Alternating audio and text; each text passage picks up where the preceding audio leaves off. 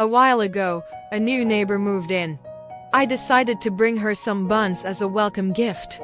I knocked on her door and it creaked open. However, when I saw her, I felt that she need not be welcomed. In fact, the sooner she left, the better. Let me tell you why.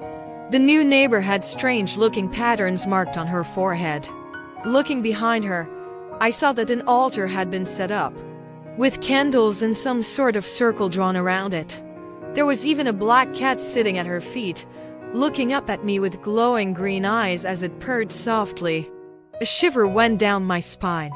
I turned tail and fled. I had just seen a real witch. That night, chanting could be heard coming from my new neighbor's house. I peered out of my window and saw an eerie glow coming from within. I shuddered in fear. Should I tell my parents? But they would never believe me.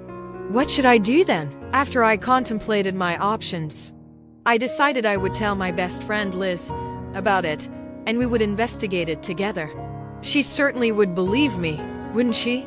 The next day, I talked to Liz about it in school. By the end of the day, she was convinced. We had formed a mini witch hunting team. Mustering up our courage, we made our way to the witch's house, and were about to knock on the door when Liz shouted, "Anna, look behind you." I turned. It was the black cat. It mewed loudly at us. We huddled together in fright. Would we get cursed? Black cats brought mishaps to people, didn't they? Then, the door opened slowly. The witch. When she saw our horrified expressions, she let out an evil-sounding laugh. We screamed at the top of our voices.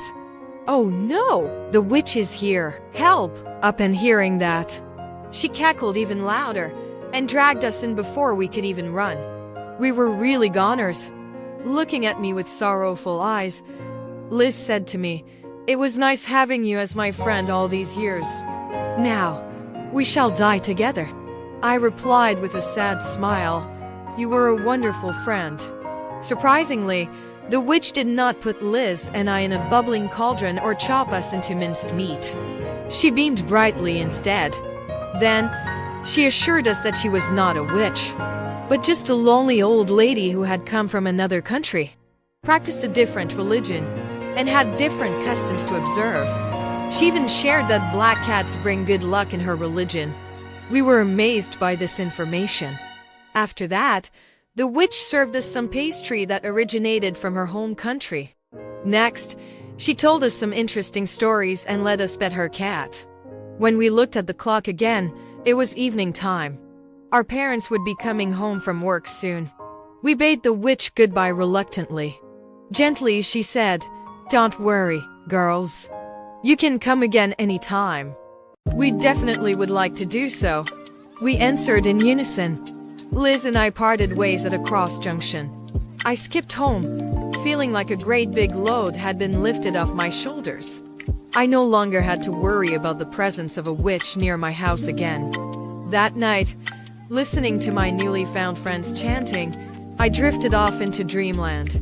The next day, Liz and I managed to get our parents' permission to visit my neighbor again. During lessons, the teacher's words seemed to just float by.